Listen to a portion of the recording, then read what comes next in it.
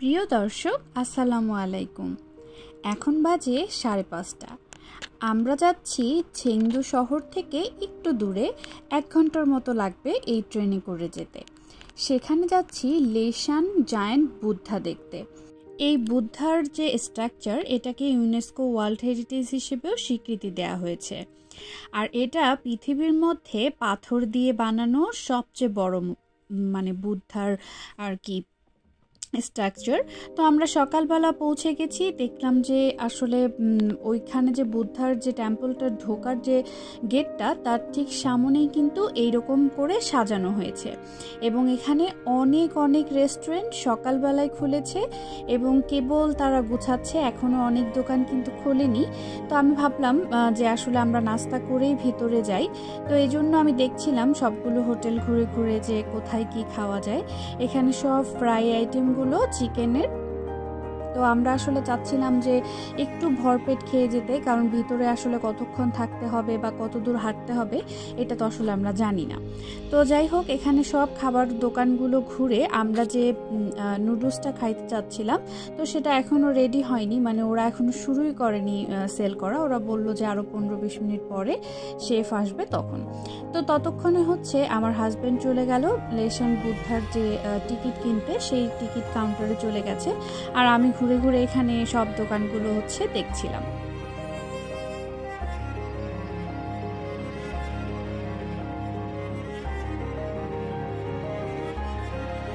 এরপরে আমরা সকালের নাস্তা করে নিয়েছি। সকালের নাস্তা করে আমরা টিকিট নিয়ে ভিতরে ঢুকে গেছি। ভিতরে ঢোকার পরে একটা ইলেকট্রিক বাইকে করে আমাদেরকে বেশ কিছু দূর নিয়ে যায় সেই বুদ্ধার আরেকটা যে গেট আছে সেই গেট পর্যন্ত। তো চায়নায় কিন্তু আসলে এরকমই, ওরা সব ট্যুরিস্ট প্লেসগুলোকে খুব সুন্দর করে প্রিজার্ভ করে রেখেছে এবং একটা ডিস্টেন্স পর্যন্ত ওরা ঢুকতে দেয়। এরপরে আপনি হেঁটেও যেতে পারেন বা এরকম ইলেকট্রিক কারেও যেতে পারেন। এবং এই ইলেকট্রিক কারের জন্য কিন্তু আপনাকে এক্সট্রা করে কিছু টিকিট করতে হবে না। যদি আপনি টিকিট কাটেন সেটার সাথে এই সার্ভিসটাও দেওয়া হয়। এই তো তারপরে আমরা চলে আসলাম এখানে। এখন এখান থেকে আমরা লেসান জায়ান্ট বুদ্ধার যে স্ট্রাকচার সেটা দেখার জন্য। এখানে আসার আগে কিন্তু আমি ওই স্ট্রাকচারটা দেখেছিলাম যে আসলে কেমন দেখতে। আমি ভেবেছিলাম যে শুধু হয়তো একটাই হবে, কিন্তু আসার পরে দেখি আসলে অনেক স্ট্রাকচার। এই যে দেখেন, এখানে কিন্তু বুদ্ধাটা শুয়ে আছে, এরকম করে পাথর খোদাই করে বানানো হয়েছে। তো এরপরে আমরা ভিতরে ঢুকছিলাম আর দেখছিলাম যে অসংখ্য এরকম স্ট্রাকচার বানানো। তো যারা বৌদ্ধ ধর্ম পালন করে, চায়নাও কিন্তু এরকম অনেক লোকজন আছে যারা বৌদ্ধ ধর্মকে ফলো করে। তারা কিন্তু অনেকেই এসেছিল এবং আমি অনেক বয়স্ক লোকজনদেরকেও দেখেছি যারা এখানে এসে এগুলো দেখছিল। এরপরে আমরা ঠিক পাহাড়ের গভীরে ঢুকে গেলাম আর কি, গুহার মতো। এবং এখানেও ছোট ছোট অনেক স্ট্রাকচার বানানো এবং এগুলো সবগুলো কিন্তু পাথর দিয়ে খোদাই করা। তো এই বিষয়টা কিন্তু আসলে খুবই ভালো লেগেছে যে এত নিখুঁত করে কিভাবে পাথর কেটে বানালো আর কি। তো তাও এগুলো কিন্তু অনেক পুরনো, 200-300 বছর আগের বানানো মানুষের কাজ। তো এখানে প্রত্যেকটা স্ট্রাকচারের নিচে কিন্তু তার নাম দেয়া আছে। আসলে আমরা তো জানি না যে এগুলোর কাজ কি, কিন্তু আসলে এই শিল্পকর্মগুলোকে দেখতে কিন্তু অসাধারণ লাগছিল। আর এখানে খুব সুন্দর একটা মাইল্ড মিউজিক দিয়েছিল আর কি, সেটার জন্য আরও খুব সুন্দর লাগছিল। তো আমরা আসলে ফলো করছিলাম একটার পর একটা, পাহাড়ের ওই ভিতরটার মধ্যে দিয়ে ঢুকতে একটার পর একটা স্টেপে কিন্তু আসছিল এবং অসংখ্য মূর্তি এখানে আছে। তো এদের এখানে যেটা জানতে পারলাম যে পুরো এই এলাকায় 90টার বেশি গুহা আছে এবং এখানে অসংখ্য ছোট ছোট বৌদ্ধ মূর্তি আছে।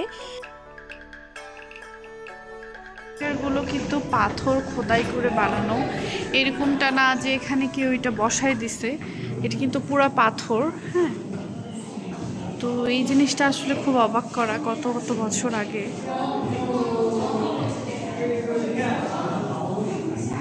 এখানে যতগুলো স্ট্রাকচার দেখলেন সবগুলাই কিন্তু পাথর খোদাই করে বানানো। তো ওই গুহা থেকে বের হয়ে এখন আমরা আরেকটা গুহায় প্রবেশ করব। তো মানে এরকম অনেকগুলো আছে, তো সবগুলো আমরা জানি না আসলে সামনে আরও কতগুলো আসবে এবং কতক্ষণ আমরা ঘুরতে থাকবো। কিন্তু যেতে যেতে ভালোই লাগছিল। এই যে দেখুন, প্রত্যেকটা পাহাড়ের যে গুহার ভিতরে ঢুকছে সেখানেও কিন্তু স্ট্রাকচারগুলো বানানো। সবচেয়ে অবাক করা হচ্ছে দেখুন যে প্রতিটা এত নিখুঁত করে করা, এবং এরকমটা না যে এখানে বসায় দেওয়া হয়েছে, এই গুহার মধ্যেই চলতে চলতেই কিন্তু এগুলো বানানো হয়েছে। এই বিষয়টা বারবার খুব অবাক করছিল আর কি।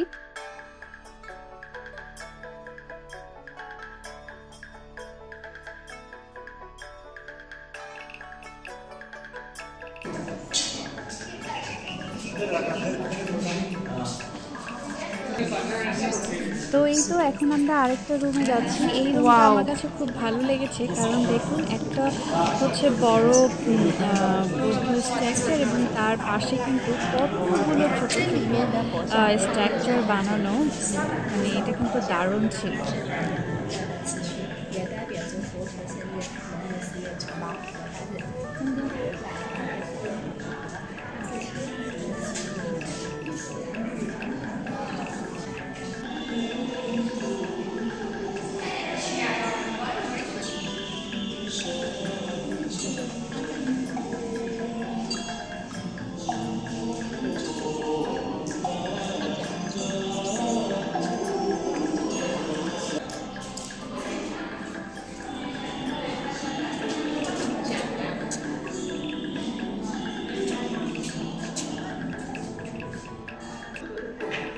তো আমরা দেখছিলাম আসলে যারা বৌদ্ধ ধর্ম ফলো করে তারা হয়তো আরও ডিটেল এই স্ট্রাকচারগুলো সম্বন্ধে বলতে পারতো।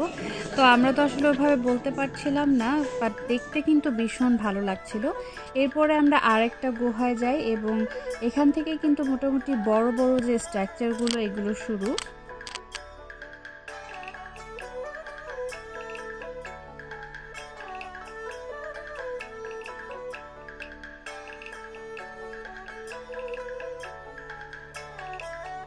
আসলে আজকে থেকে 200-300 বছর আগে কেউ এত বড় বড় স্ট্রাকচার বানিয়েছে।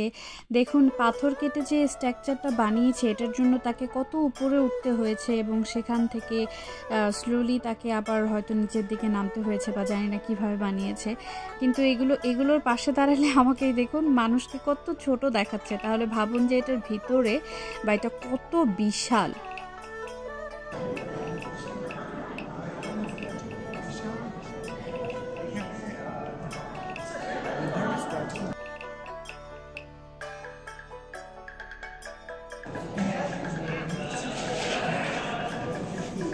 তো এই তো আমরা চলে আসলাম একটা বিশাল বড়, এতক্ষণ যেগুলো দেখতেছিলাম তার থেকেও মানে 4-5 গুণ বড় একটা, যেটাতে বুদ্ধার স্ট্রাকচারটা হচ্ছে বসে আছে এরকম না। তো এটা কিন্তু বিশাল বড়, দেখতেই পাচ্ছেন যে মানে কত বড়।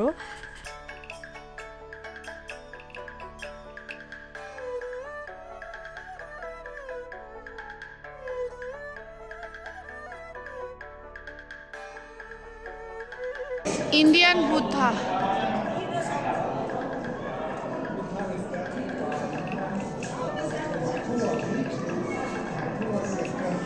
টিবেটিয়ানরা প্লাস যারা বুদ্ধ ধর্ম ফলো করে, আমাদের সামনে আমরা কিছু লোকজনকে দেখতে পাচ্ছি এবং সবাই টিবেটিয়ান আর কি। এই ড্রেসগুলো টিবেটিয়ান। তো অনেক তিব্বতিয়ান লোকজন এখানে ঘুরতে আসে। তারা যেহেতু বেশিরভাগই হচ্ছে বৌদ্ধ ধর্মকে ফলো করে, সো তাদের অনেক সময় এটা ড্রিম থাকে যে এই জায়গায় আসবে, তারা এটা দেখবে। এবং আমি অনেক বয়স্ক মানুষজনকেও দেখেছি যারা হচ্ছে আসছে এখানে প্রে করছে। তো এই যে এটাও একটা বিশাল বড় বুদ্ধ আর কি, মানে একটু আগে যেটা দেখছি তার থেকে এটা আবার আরেক ধাপ বড় আর কি। তো এই যে এরপরে আমরা ঠিক উপরের দিকে উঠে যাব। ওই যে বড় একটু আগে দেখলাম সেটারই ঠিক মাথার দিকের অংশটা হচ্ছে এইটা।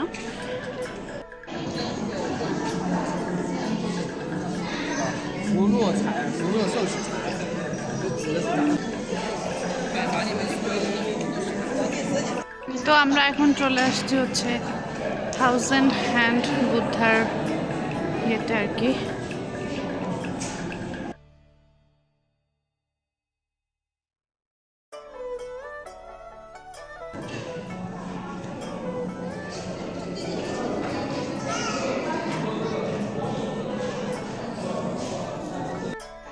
এরপরেও কিন্তু আমরা অনেকগুলো গুহায় গিয়েছিলাম। আসলে সবগুলো ভিডিও এভাবে দেখা পসিবল না, কারণ হচ্ছে এত স্ট্রাকচার ওখানে ভিতরে ছিল। এই যে এটা হচ্ছে সামন থেকে, এখান থেকে অনেক সিঁড়ি আছে, অনেকেই সিঁড়ি ভেঙেও যায় এবং ওখানে হচ্ছে ওই যে মোমবাতি জ্বলাচ্ছে এখানে অনেকেই। তো যারা বৌদ্ধ ধর্ম পালন করে তাদের জন্য হয়তো এটা অনেক স্পেশাল একটা প্লেস। এখান থেকে বের হয়ে হচ্ছে আমরা এরপরে যেখানে যাব সেটা হচ্ছে, যেটা দেখতে আমরা এসেছি, লেশান জায়ান্ট বুদ্ধা, যেটা হচ্ছে 71 মিটার উঁচু এবং এটা কিন্তু ঠিক নদীর মোহনায়, এজন্য আমরা জাহাজে উঠে পড়ি। তো আমাদের সামনেও বেশ কিছু জাহাজ ছিল এবং পিছনেও বেশ কিছু জাহাজ ছিল, সবাই এটাকে দেখতে আসছিল। তাই এটার সামনে ঠিক 5 থেকে 10 মিনিটের বেশি কিন্তু সময় দেয়া হয়নি। তো এই কারণে আমাদের ওইভাবে ভিডিও করা হয়নি, আমরা ঠিক ছবি তুলে নিয়েছি এই বুদ্ধার আর কি। তো এটা হচ্ছে 1713 থেকে 1803 সালে খ্রিস্টাব্দে আর কি এটাকে বানানো হয়েছিল এবং নদীর মোহনায় প্রবল স্রোতকে উপেক্ষা করে কিছু সন্ন্যাসী এই বুদ্ধাটাকে বানিয়েছিল। যাই হোক, এটা দেখার পরেই আমরা হচ্ছে ব্যাক করে চলে যাই।